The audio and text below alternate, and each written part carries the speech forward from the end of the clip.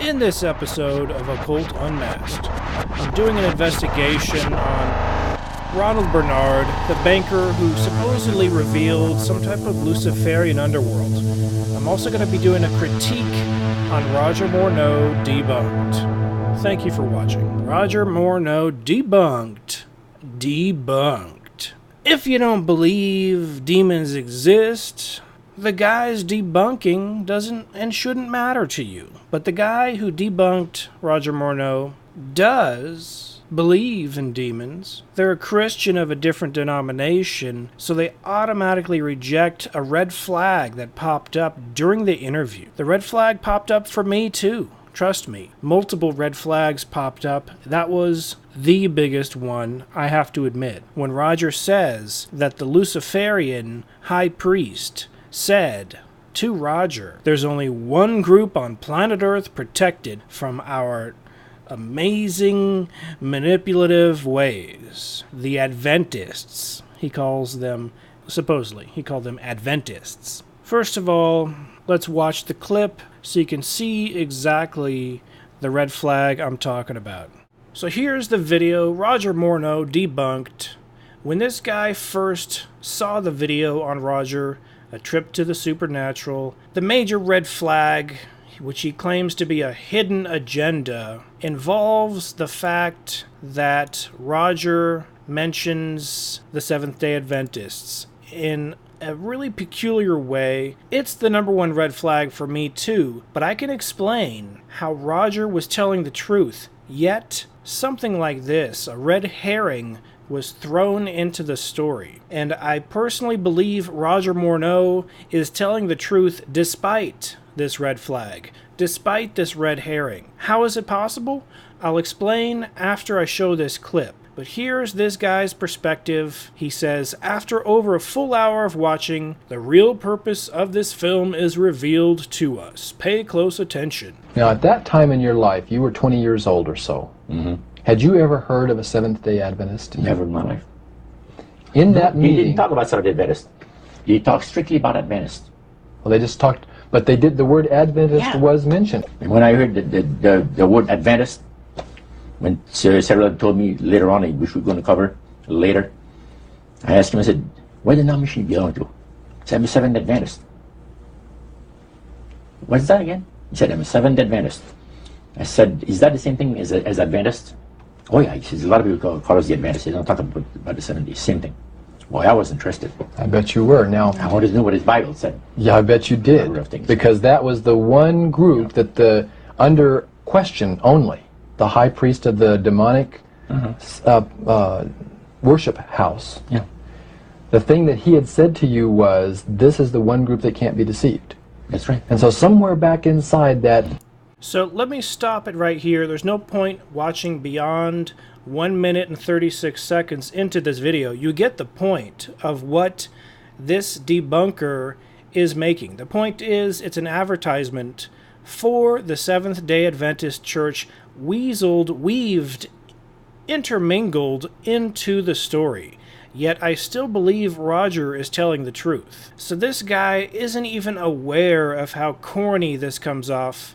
And even Roger is unaware of how corny it comes off. The one group on planet Earth that can't be deceived are the Adventists, according to the Luciferian high priest leader of that building in Montreal in the year 1946. The only way that that is true is if that demon high priest was tipped off by demons, that Roger would leave very shortly afterwards and join the Seventh-day Adventists. Knowing this information in advance, with the help of demon spirits that can see the future, Roger was told this information from the high priest of the demon organization, and Roger at face value takes that information as, okay, Adventists, never heard of them, they're the only ones that can't be deceived, whatever. Obviously, Roger joins the Seventh-day Adventists, looks back at that information, and doesn't piece the puzzle together that clearly it was a ruse. It was information given to the high priest of the demon organization. Now, how did this demon high priest know the future that Roger would join the Seventh-day Adventists?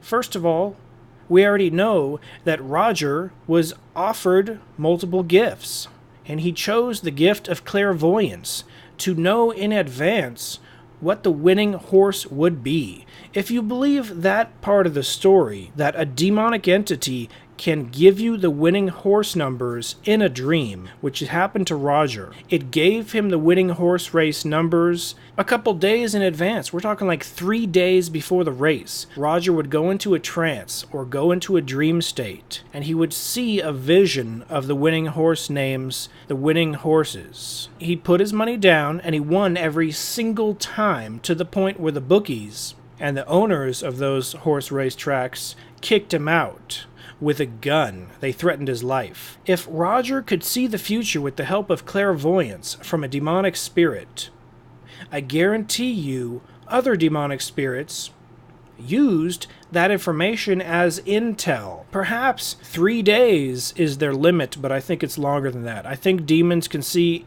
a potential possible future, a very likely future.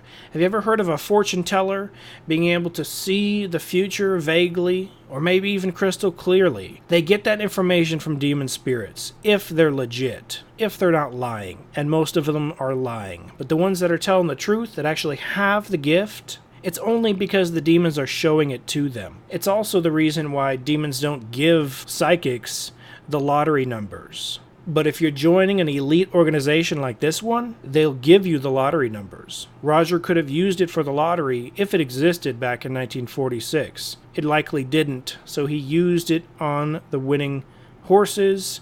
He won. He bought a new suit. That's my explanation for how this information was weaved into the story. And if you don't think demons are smart enough to do this, they are. Even Roger admits they're smart enough to do this. Roger just never pieced it together because he was protected. All Roger knows is he was protected, therefore the Seventh-day Adventists must be true. So this Ronald Bernard banker guy, I haven't done any research on him. I don't take anything at face value. I'm not a conspiracy theorist. What I am is someone who looks at the facts and has an opinion on something, but I did do a simple name search on the news section. Is the easiest way to find any actual news on the individual. And he does seem to have one January 16th, 2017 article in his native tongue, I assume. And translated, I can only see a little bit of the article. From citizen to banker is not a whistle of a penny. Not exactly a perfect translation, but it does show that he is in the bank industry. I don't know if his story is true. His bankers are into this evil stuff. I don't know. He has supposedly left banking. If you listen to any of his testimony on that YouTube video, he left banking because he was almost at the top of the Illuminati pyramid. And to get to the top, he had to some type of baby. I can't even say the word. This video will get bada bing bada boomed, but bad things. You have to apparently do some yada yada yada. And I don't know. I mean, I could create some scenario. I can't log in, but I can see that he's a fan of do-it-yourself banking, whatever that is. I've never heard of DIY banking. He wants to be the boss of his own bank. That's his motto. Boss in own bank. He's a self-employed entrepreneur. And perhaps his videos had some agenda. I don't know. I don't know if they're true. I would hope they're not true. But, it almost sounds too good to be true. How come he hasn't been taken out? Some people falsely claimed he was. But it was a totally different guy named Ronald Bernard Fernandez. Totally different guy, not the same guy. But if he told the truth, you think he would have been suppressed, or perhaps he's taking himself out. Because his latest videos on YouTube, I haven't watched any of them except for one where he starts talking about the Matrix.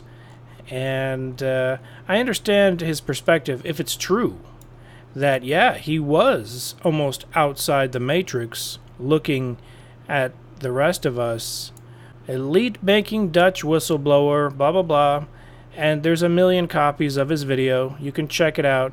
I don't know if he's telling the truth or not, but if he's telling the truth, that high elite bankers are Luciferians, is what he claimed, and he went to Eyes Wide Shut type parties, like that movie, Eyes Wide Shut, with the naked people doing stuff, it almost sounded closer to Hollywood Satanism, where the woman was an altar. He reveals the elite's evil. Now, I don't know if any of this stuff is true. I do not know. But Roger Morneau did talk about such things. I can't vouch for the guy, but it's definitely something I'll keep an eye on. It's just his latest video with him talking about the Matrix. He comes off as a conspiracy theorist. That's what he comes off as. And it makes him look a little crazy. I hope he's not telling the truth, but if he is, I hope he can tell it in a coherent, cohesive way, which can really convince us. Roger Morneau, I personally believe, based on many key things he said, which exactly matched my poltergeist encounter. I can only speak for myself, but that's what I know. This guy does claim the top elite bankers are Luciferians, conduct sacrifice-type deals, and according to Roger Morneau, October 31st was one of those days. Halloween, of all things. Halloween is coming up. I'm going to be doing a Halloween special video. I'm going to have to pre-record it because Halloween falls on a Tuesday, which is pretty inconvenient. I wanted to do something live. More live episodes coming soon. I am going to film more live streams. Stay tuned for that. Watch my Twitter. Watch my Patreon page. Patreon.com/Razimus. Twitter.com/Razimus. I'm actually wanted to know who originally posted this guy's videos. Who was the first uploader of this guy? You go in the filter, you click on upload date, and then you have to go through the tedious process of going to the first uploader. YouTube doesn't want you to see who the first uploader is. So 11 months ago, 2 years ago, okay. Alright. I believe I did actually originally see this. This is a 3-year-old video on Ronald Bernard talking about banks. So it is proof he is someone who's involved in banking, the banking industry. Perhaps he's an expert. Perhaps he's always been freelance. What bank did he work with before? That's kind of a secret. He seems to somewhat be a banking protester, almost. He can do it better. Maybe behind the scenes he's promoting a bank. I mean, how many people can be independent bank analysts? I guess he can be a consultant. Certain banks do hire banking consultants. So here he is at the zoo talking about banking 3 years ago. So he does have a banking history. How professional? I don't know. But that is the oldest video on this guy named Ronald Bernard. But who's the first person to upload this conspiracy video? Here we go. This appears to be the first one. It looks like it's a weird angle. 5 months ago by Banjo234. Alright, Banjo234. Let's see. Wow, this is a weird angle. Look at how weird this angle is. This is clearly not the first uploader. So whoever the first uploader was, they deleted it. This guy downloaded it, he messed up the perspective, and man, I wish we could have a record of who was the first person to upload this. He said the breaking point was when they asked him to, hey, join a ceremony, do some killing death stuff. And he's like, no thanks. And he starts crying during the interview. And here he is, he's crying. It seems like he's not acting. Take a listen. Ja. En dat raakte mij zo. Alles ging om. Maar dat is de wereld waar ik uitkom. En toen begon ik dus dingen te weigeren binnen mijn werk. Ik kon het niet meer. En toen werd ik een gevaar. Voor hen, natuurlijk. Ik begon niet meer optimaal ik begon te rammelen en ik had dingen geweigerd. Ik had niet deel. I mean, for all we know, they stopped it and put some onions in his face, but it looks like he's legitimately upset, legitimately crying. You know, I do pay attention to acting enough to know that he would be a really good actor if he was an actor, but he's into banking. He's actually a banking expert to a certain extent, and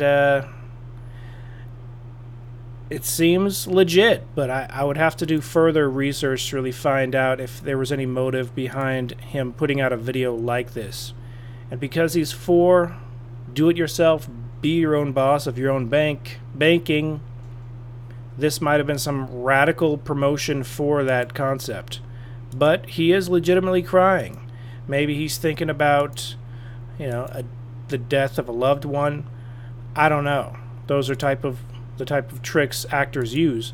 But he's not a professional actor, obviously. It's interesting. I'm going to keep my eye out on this case concerning Roger Morneau. Type in his name. His name is spelled a little peculiar. It's Roger. Morneau. Check out these Roger Morneau videos if you haven't already. Roger was telling the truth. He wasn't lying. And concerning the movie, Charmed by Darkness, it's more of a documentary. It hasn't come out yet. The last trailer was 10 months ago. I think it was delayed. I think I saw someone say somewhere that it's coming out next year. That's kind of far, but then again, we've been waiting many months. But I'm looking forward to it.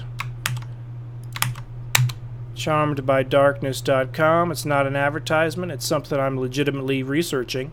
I will be doing a review on this documentary and hopefully trying to track down any stories connected, any original tangible evidence. Now, I'm not looking for evidence. I just want to find that building. I know it's long been abandoned, but I just want to find it. I want to track it down. I want to take a look at it. And I don't think anyone on this planet has a good a shot as finding it as I do, because I can sense things with their vibe alone. Now, I've seen hippies that are into crystals, and they walk into a room full of crystals for sale, and they say, "Oh, can you feel the crystal vibes, man?" Yeah. Those people, most likely, they have a few circuits short in their brain, all right? And they really don't know what crystal vibes feel like, but perhaps those people have a special gift. I don't want to immediately discount them. Perhaps when they walk into a room, have you ever heard about that crystal cave, quartz crystal cave in Mexico? That place is freaking amazing. Look at that place. I would be feeling the quartz crystal vibes in that place. So this place is in a secret location in Mexico. And to even enter this secret crystal cave, they have to drain the water out of it. It's normally filled with water, which you think would be a little bit damaging to the quartz crystals. Put that water back in there. They probably need the water to grow. Very cool quartz crystal cave in Mexico. But concerning Roger Morneau, I'm going to keep my eye out. I'm going to investigate. I'm going to try to find the building. Unlike the people who say they can feel vibes on everything, And perhaps some of those people are telling the truth. I don't feel vibes on everything, okay? I only feel vibes very strongly when freaking spirits walk in my space. And spirits walk in your space more than you would know. I think it's kind of the Ghost starring Whoopi Goldberg and rest in peace, I can't remember his name. This guy, Patrick Swayze. Patrick Swayze was a ghost, and Whoopi Goldberg, she's like, you know what? Leave me alone. I'm trying to get some rest, because the ghosts were bothering her. And I think ghosts walk up to many people, and perhaps these are 100% demons and not ghosts. According to the Seventh-day Adventists, it's 100% demons. I would say it's probably more than not demons, but I disagree with that church in the aspect of believing that I think ghosts of humans can hang around, kind of like the Jewish tradition, for a little while after they're dead. And the Jews have a ceremonial mourning process. I think it's called Shiva or something like that. Okay, it's not Shiva. It's not Shiva, but it's called it's not a Shiv. I'm not Jewish, so I don't know what it's called, but the reason they hang out is because they believe the body of the ghost of the person, or the ghost of the person after their body is dead, they hang around. And this belief is actually mirrored in Tibetan Buddhism. And I've researched Tibetan Buddhism enough to know that there are a lot of different contradicting beliefs in the different Buddhist teachings. And that's because there are people that are interpreting it just as any other religion. But in one discipline of Tibetan Buddhism, or Buddhism itself, they do believe the spirit hangs around for a few days. And then it goes into the different Bardo realms, or it reincarnates. Now, I'm not even of that exact belief, but I do believe in some of it. I believe in karma, for example, but not the strict Buddhist translation or definition of karma. I'm going to do a video on karma one of these days, and this video has rambled on and on and on and on, but I respect many different religions. I respect many different beliefs, but I think ghosts walk through people, or demons walk through people, testing to see if they notice their existence, or testing them for some type of spiritual resistance. Either way, most people don't notice. But guess what? I do notice. So that's one of my abilities. Stay tuned. More videos coming soon. Live streams coming soon. A Halloween special coming soon. Back to the Future video coming soon. Different things coming soon. I will see you next time. Until then, this has been John Razimus with John Razimus Channel. Be seeing you.